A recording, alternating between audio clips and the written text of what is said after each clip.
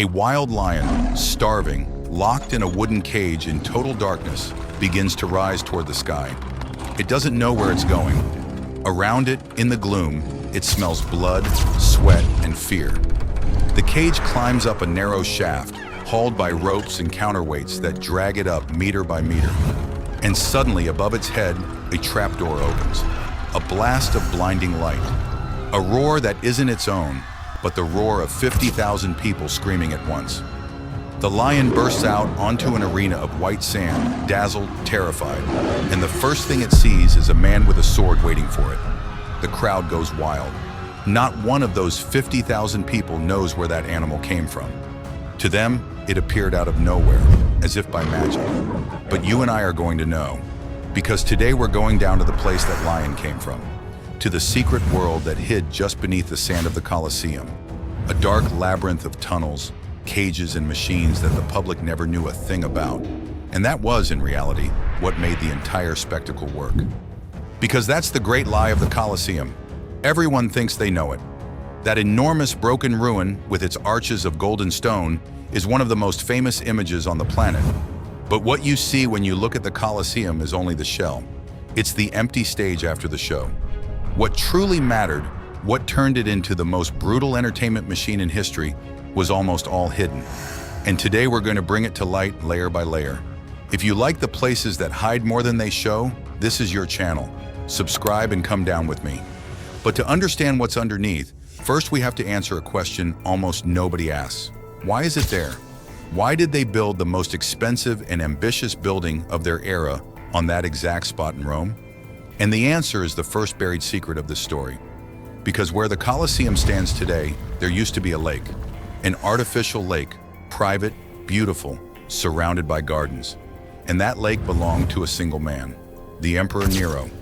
Nero, one of the most hated tyrants in Rome, had built himself a colossal palace in the very center of the city, an insultingly luxurious whim called the Golden House.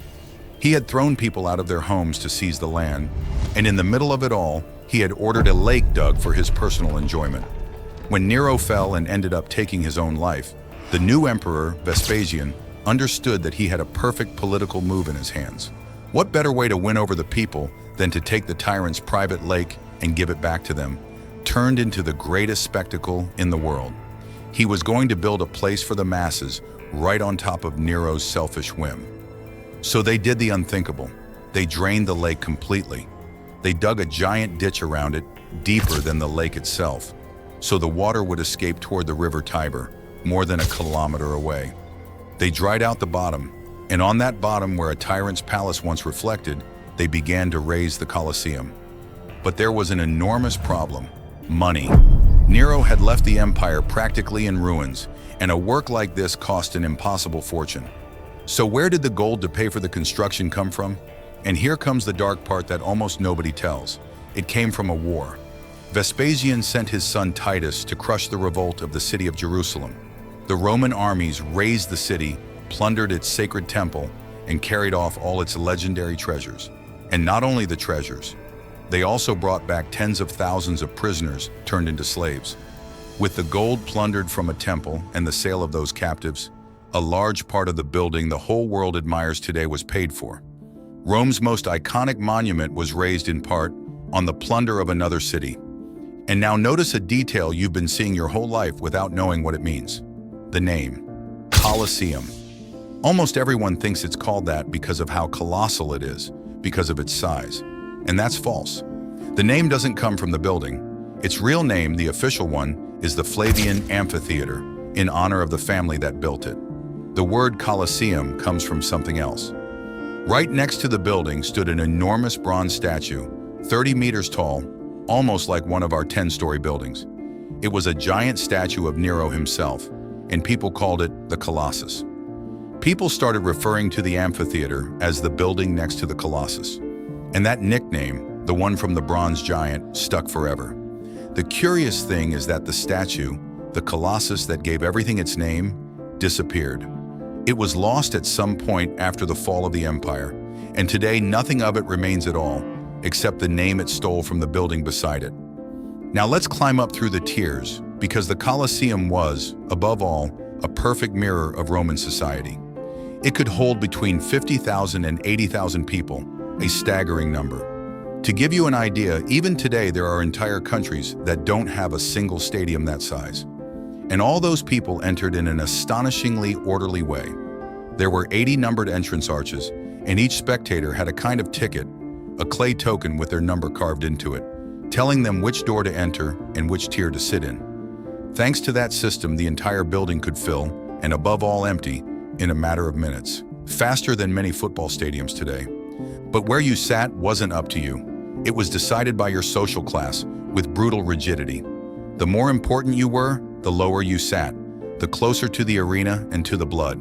In the front row, right against the action, sat the emperor, the senators, and the Vestal virgins. Above them, the knights and the wealthy merchants. And all the way at the top, on the last tier, made of simple wood, the poorest, the women and the slaves were crammed together, as far from the spectacle as possible, in every sense. Your seat in the Colosseum told you exactly how much you were worth to Rome. And there was one more thing, which shows just how much they thought of everything.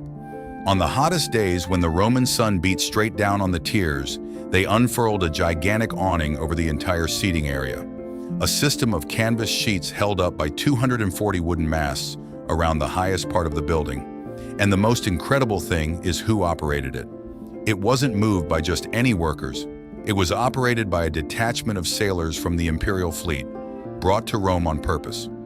Because the only people capable of handling such a network of ropes, masts, and canvas were men used to climbing the rigging of a ship on the open sea. They had an army of sailors just to provide a bit of shade.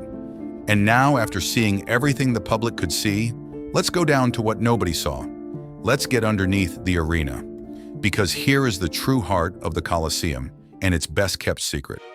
What the public rested their eyes on, the arena, was actually an enormous wooden floor covered in fine sand. And that floor was a lid.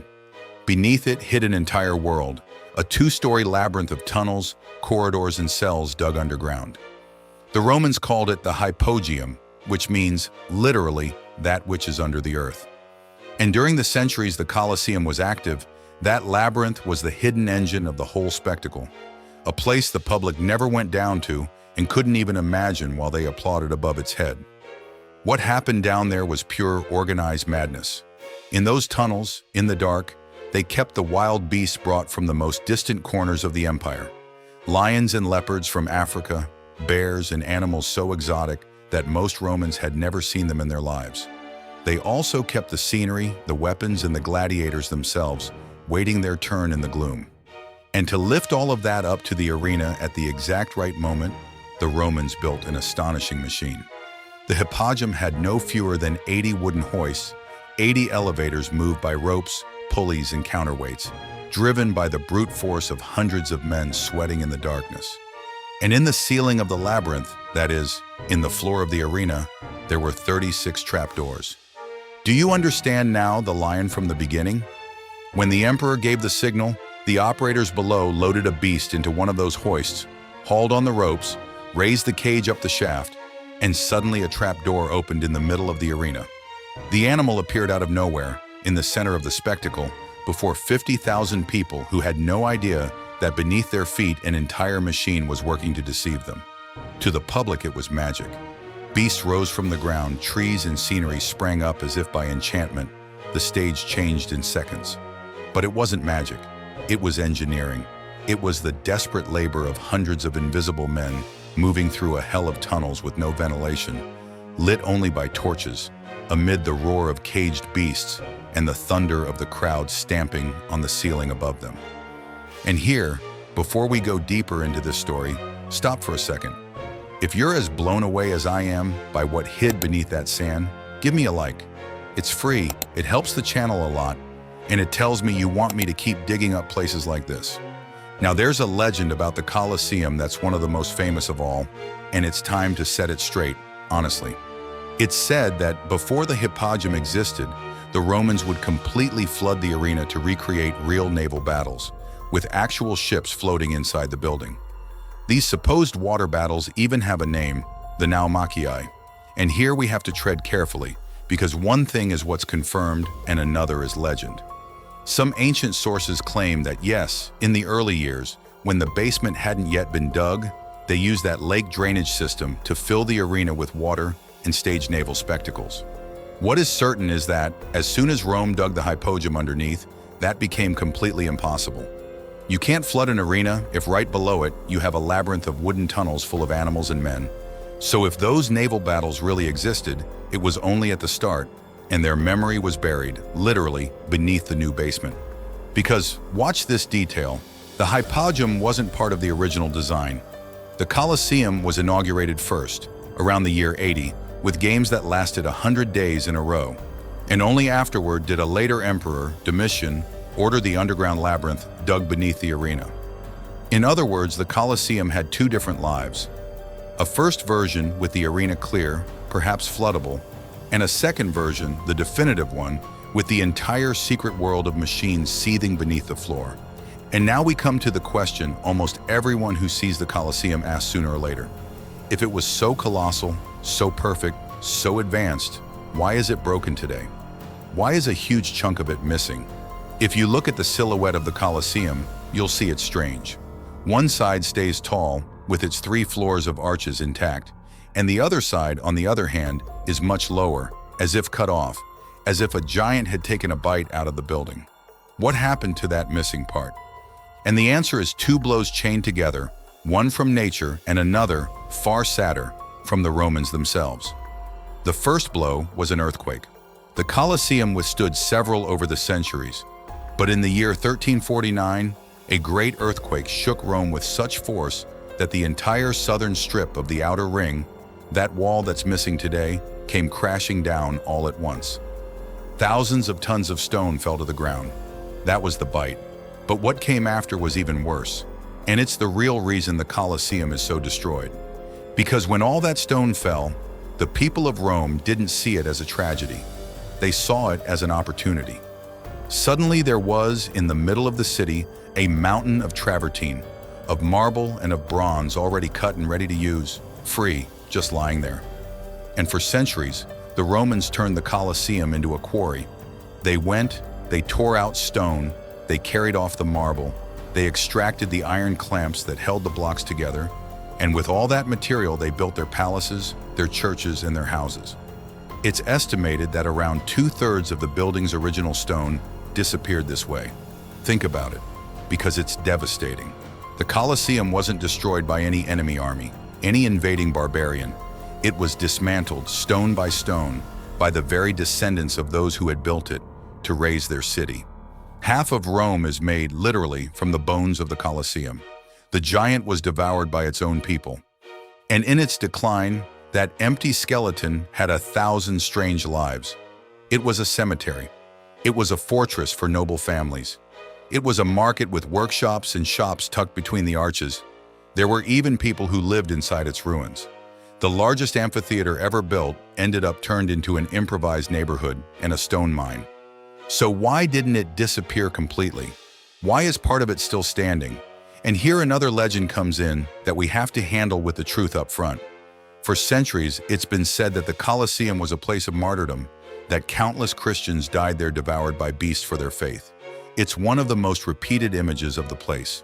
But the reality is that there's no clear historical evidence that this happened on a massive scale precisely in the Colosseum.